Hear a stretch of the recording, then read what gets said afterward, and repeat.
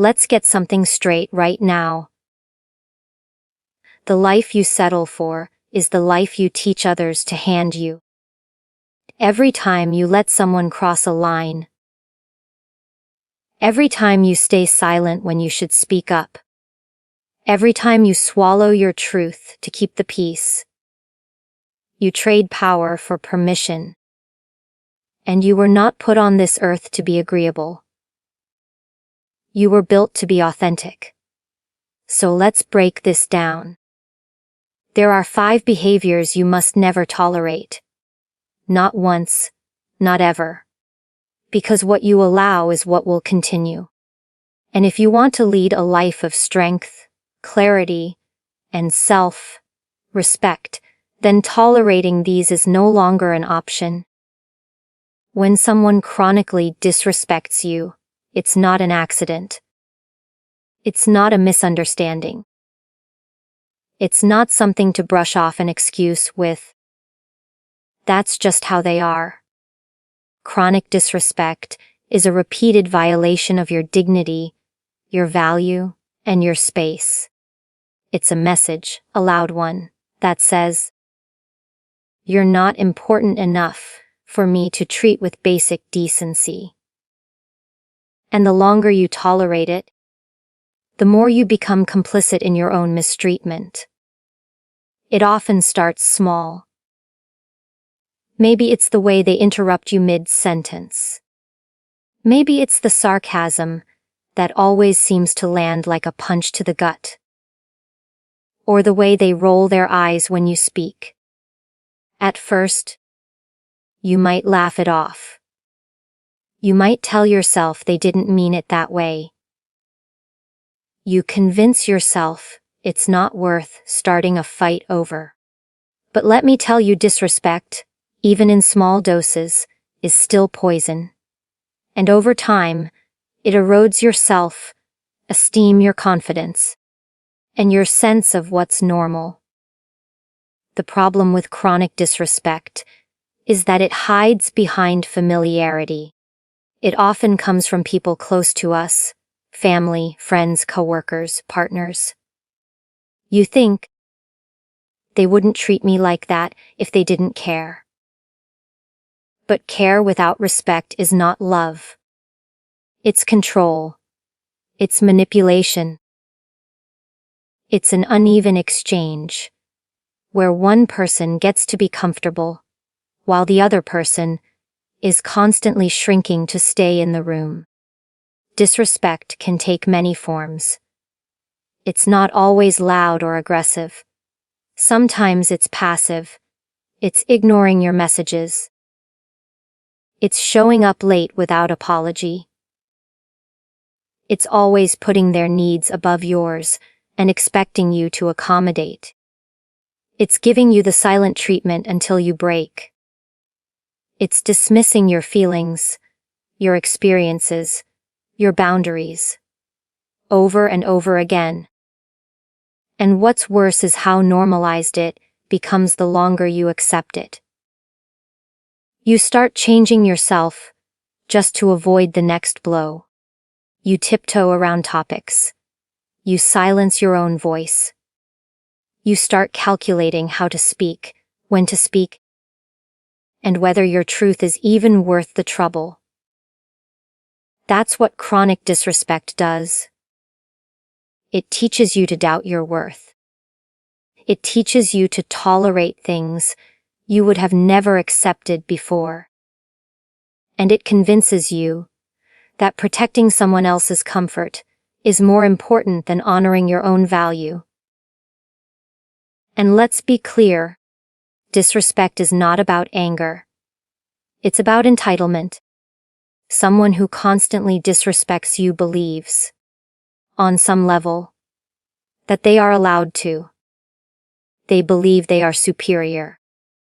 They believe your voice is less valid, your needs are less urgent, and your time is less valuable. This is not a flaw in you.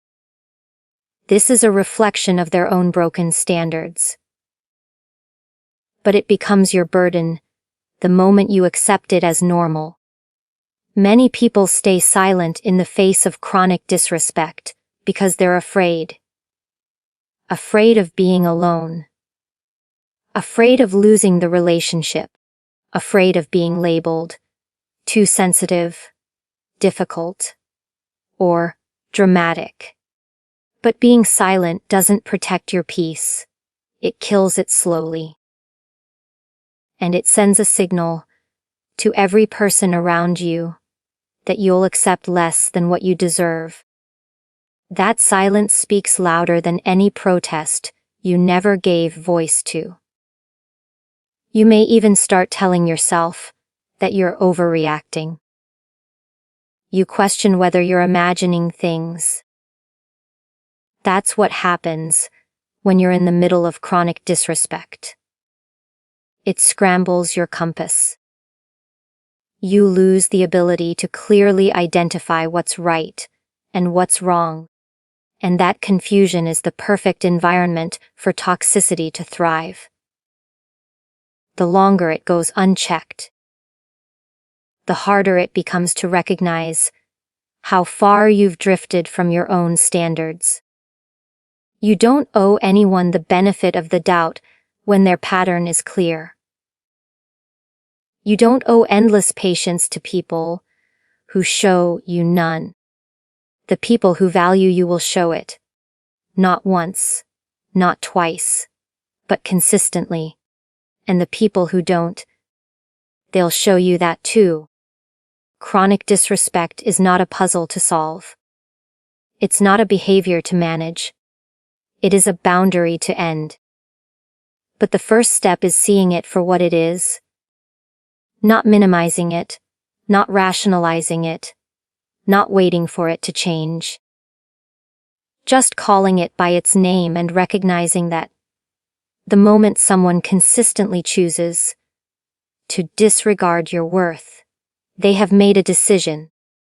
Now, it's your turn to make yours. Lies, whether big or small, are fractures in the foundation of trust. And once that foundation cracks, nothing that sits on top of it is safe.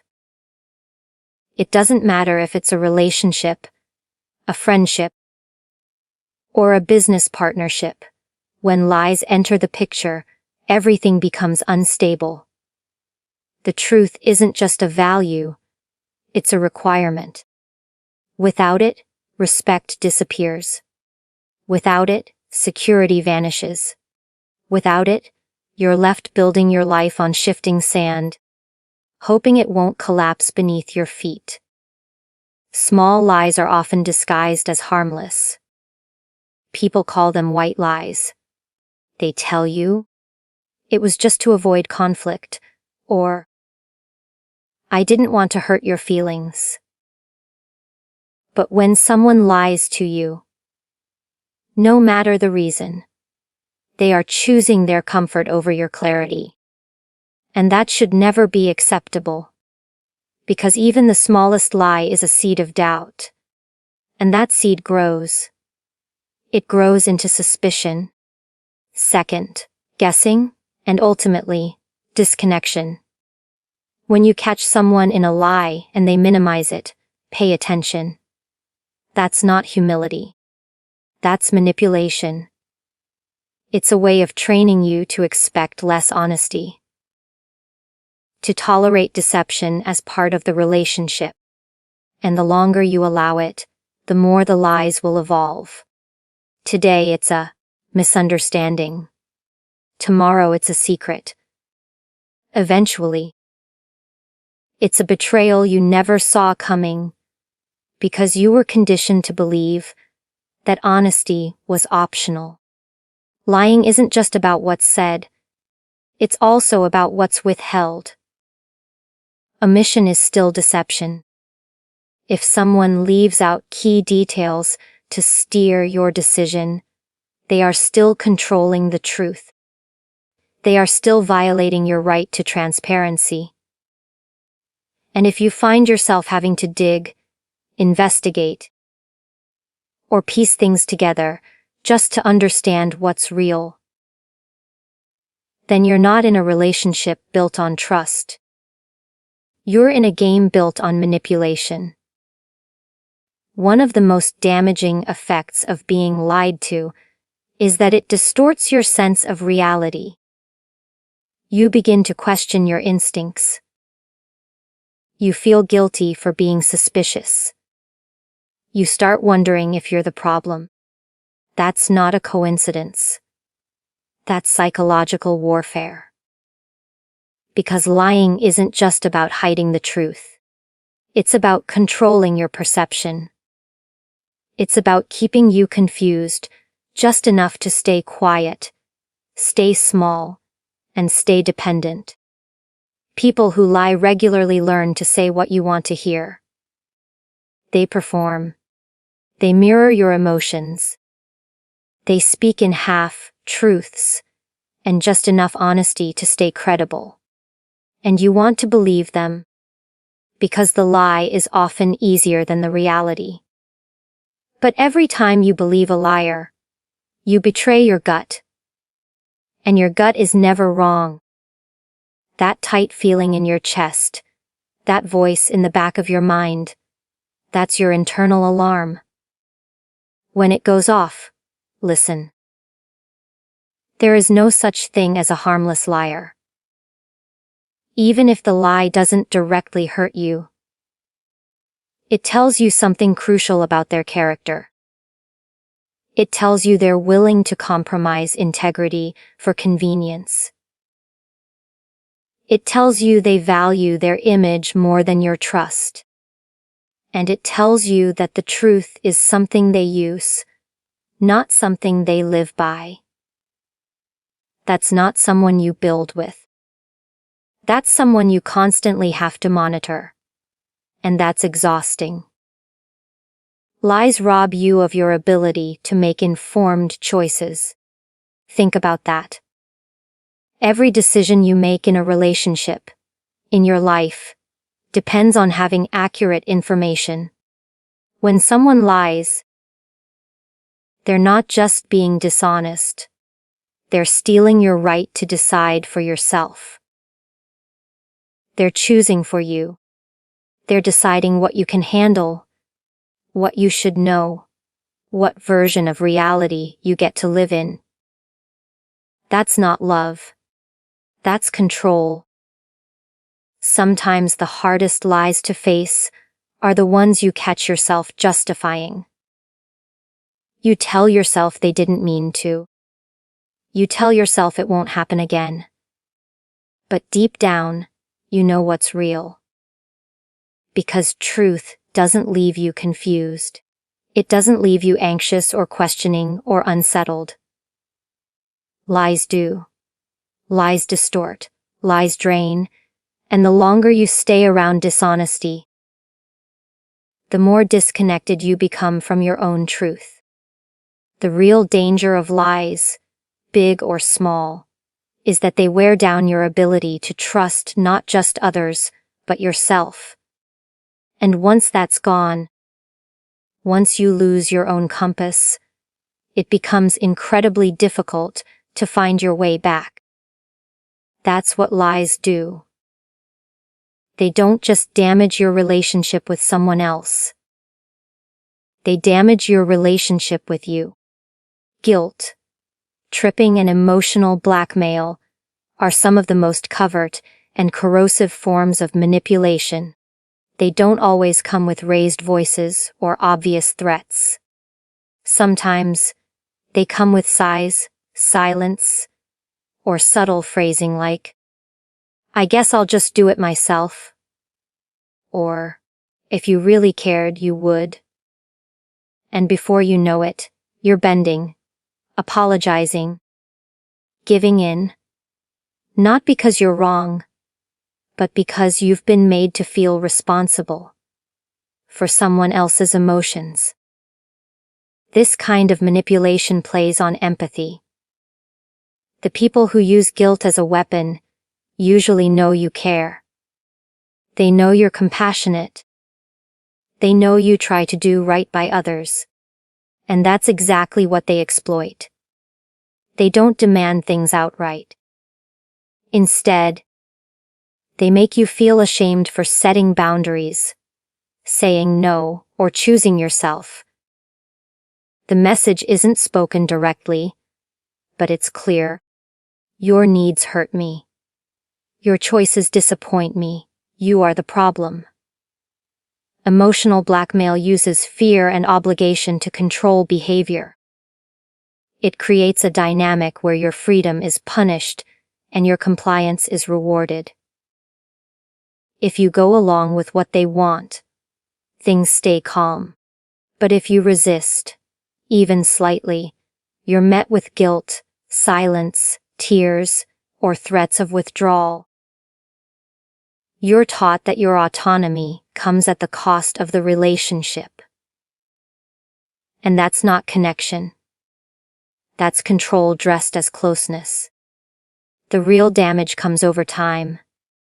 You start second-guessing every decision. You wonder if you're being selfish, just for taking care of yourself. You start changing your plans, your preferences, your priorities, just to avoid disappointing someone else. And the scariest part is how normal it starts to feel. You become so used to managing their reactions that you forget your own needs even exist. People who use emotional blackmail often flip the script when confronted. If you try to hold them accountable, they'll cry, deflect, or twist your words. Suddenly you become the villain for not being understanding or supportive. They'll accuse you of abandoning them, of not caring, of being cold. And if you're not grounded in your own sense of self, you'll believe them. You'll apologize for boundaries you had every right to set. This tactic is especially damaging in close relationships. When it comes from a parent, a partner, or a lifelong friend, it's harder to see. You feel a sense of loyalty. You don't want to hurt them. But what you have to realize is that protecting their feelings at the expense of your truth is not loyalty. It's self-abandonment. And the longer you engage in that pattern, the more disconnected you become from your own life. Guilt tripping often masquerades as concern. They'll say, "I'm just worried about you," or, "I'm only saying this because I care." But when someone weaponizes care to control your decisions, that's not love, that's manipulation. Love doesn't force. Love doesn't shame.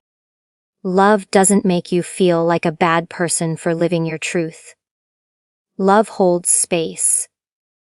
Guilt tripping closes it off. Sometimes the guilt is so deeply embedded that you start carrying emotional weight that doesn't belong to you. You feel responsible for other people's happiness, moods, and disappointments. You take on burdens that were never yours. That's the trap of emotional blackmail. It shifts the emotional labor onto you. And it leaves you depleted, constantly trying to fix things you didn't break. This kind of manipulation teaches you that peace only exists when you're compliant. So you overfunction. You over-apologize. You walk on eggshells, trying to manage every reaction, every word, every possible conflict. But peace that depends on your silence and self-erasure isn't peace. It's a prison with invisible walls. And every time you complain, those walls get taller. The hardest part of breaking free from guilt, tripping, and emotional blackmail is giving yourself permission to stop feeling responsible for someone else's reactions. It means letting go of the need to be understood. It means accepting that someone may be disappointed, upset, or uncomfortable with your boundaries, And that's okay. Because your job is not to sacrifice yourself to keep someone else emotionally stable. Envy in disguise is one of the most dangerous and disorienting dynamics you can encounter. Because it doesn't look like envy. It looks like subtle jokes.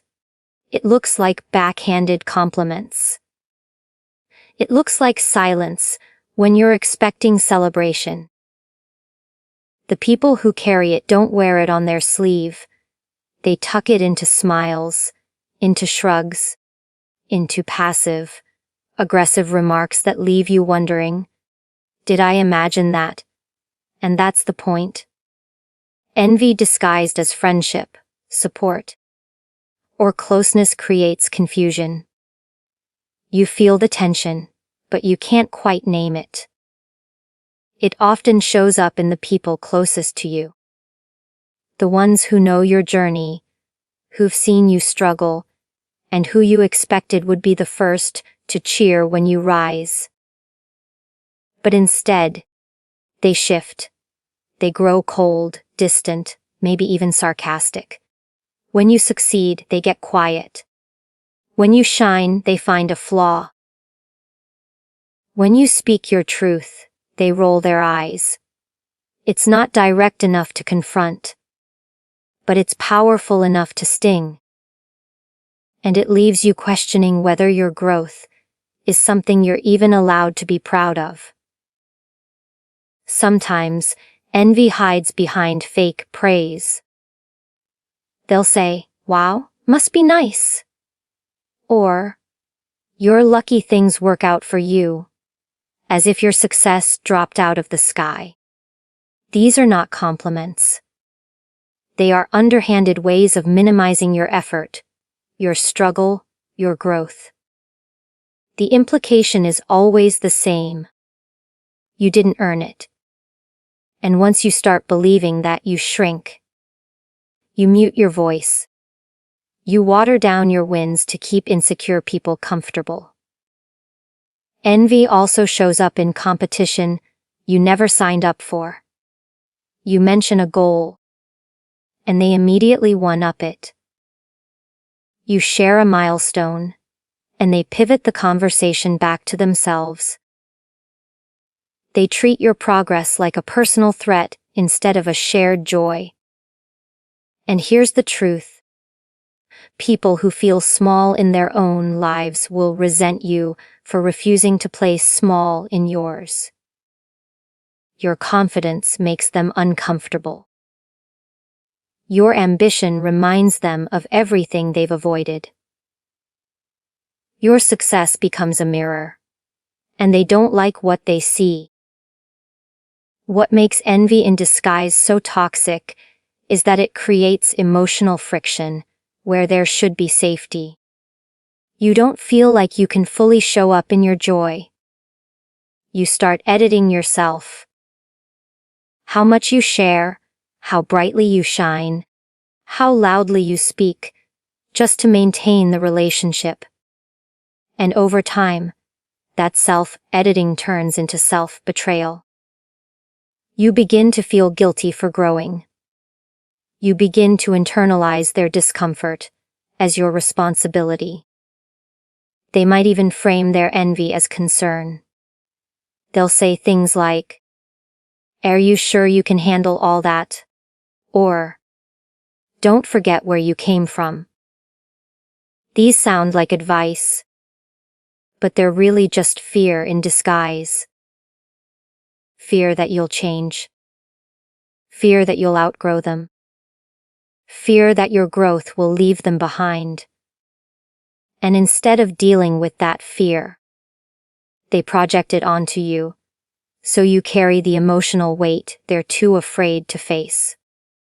In some cases, they'll try to sabotage you without it looking obvious. Maybe they forget to pass along an opportunity. Maybe they discourage you with subtle negativity. Maybe they plant seeds of doubt under the mask of being realistic. They won't come out and say they don't want to see you succeed. But their actions will say it every time. It's not always about tearing you down. Sometimes it's just about keeping you in place. This kind of dynamic is hard to talk about, especially when it involves people you love. You feel ungrateful for even noticing it. You tell yourself they're doing their best. But love without honesty is a hollow connection. And when someone's envy is constantly dimming your light, that's not love. That's emotional sabotage. And it's not your job to stay small just so someone else doesn't feel insecure. The most painful part of dealing with envy in disguise is realizing that not everyone who started with you is meant to grow with you. Some people were only comfortable with you when you were struggling, doubting, or depending on them. The moment you step into your power, they feel threatened because your elevation highlights their stagnation. And instead of rising with you, they retreat or retaliate. Eventually, you have to stop seeking applause from people who only clap when you're behind them. You have to get honest about the energy people bring into your life. Not just when things are hard, but when things are good. Because anyone who can't be happy for you is quietly hoping you stay stuck. And no matter how long you've known them, how much history you share, or how much they claim to love you, if someone consistently reacts to your light with shadows, you owe it to yourself to stop dimming. The bare minimum mindset is one of the most silently destructive attitudes you can allow into your life. It's not explosive, it's not dramatic, and it's not always immediately visible. But over time, it erodes your standards, your self-worth, and your expectations of what real commitment, effort, and respect should look like. It convinces you to settle for crumbs and call it a meal. It teaches you to be grateful for the least, instead of demanding what's fair, true, and right. People with the bare minimum mindset do just enough to keep you there, but never enough to grow, evolve, or elevate the relationship. They show up when it benefits them. They say what they need to say to smooth things over. They perform decency in moments when it's convenient. And the moment they sense you're questioning their effort, they throw you a tiny gesture and expect applause. This isn't partnership. It's performance management. They're not invested in you. They're invested in not losing access to you. What's dangerous is how easy it is to fall for it. When you've gone long enough without being seen or valued, even the smallest act of decency can feel huge. You start convincing yourself, well, at least they texted me back, or at least they didn't forget this time. But those aren't achievements. They're basic requirements. When you reward the bare minimum, you create a system where effort is optional. And that system will never produce respect, loyalty, or love. Only cycles of emotional starvation. This mindset isn't just limited to relationships. It shows up everywhere. At work, where people do just enough to not get fired. In friendships, where the effort only comes when they need something. In family dynamics, where people rely on blood ties as a reason to neglect growth or healing. The bare minimum is always dressed up as, I tried. But real trying doesn't stop at comfortable. Real effort pushes past that line. The bare minimum mindset thrives in environments where accountability is low and expectations are vague. That's why clarity matters. If you don't define what respect, love, effort, and consistency look like for you, you'll always be vulnerable to people who benefit from your confusion. They'll say, "I'm doing my best," but they've never actually asked what your needs are. They'll say, "You're too hard to please," when in reality, they've just gotten used to doing less than the basics. What makes this mindset especially dangerous is how it conditions you to shrink. You begin to edit your needs. You stop asking for more because every time you do, you're met with defensiveness, guilt, tripping, or silence. So you lower the bar. Not because you want to, but because it feels easier than constantly fighting for something that should be freely given. And with every inch you give, the standard drops. Until one day, you look around and realize how little you're actually receiving, and how exhausted you are trying to be okay with it. People who operate from the bare minimum often rely on emotional shortcuts. They'll say, "I love you," instead of showing up for you. They'll say, "I miss you," instead of making time for you. They'll use words like currency, hoping you won't notice the action deficit. And if you ever call them out on it, they'll deflect, avoid, or accuse you of being ungrateful. Because deep down, they know they're not meeting the standard. They're just hoping you'll lower yours. One of the most painful realizations is accepting that some people are only capable of giving what's convenient for them. Not what's necessary, not what's meaningful. Just what keeps them in good standing without true investment. And the longer you accept that, the more you teach yourself that you're not worth more. The truth is, the bare minimum mindset doesn't just reflect how others see you. It reveals what you believe you deserve. You're not asking for too much when you ask for consistency. You're not demanding when you want someone to follow through. You're not too intense for needing honesty, presence, and real effort. Those are the basics. And anyone who makes you feel guilty for expecting the basics is someone who benefits from your silence. They want the perks of being close to you without the responsibility of showing up fully for you. Breaking free from the bare minimum mindset means raising the standard, first for yourself, then for others. It means refusing to be impressed by convenience disguised as commitment. It means recognizing that showing up isn't a heroic act.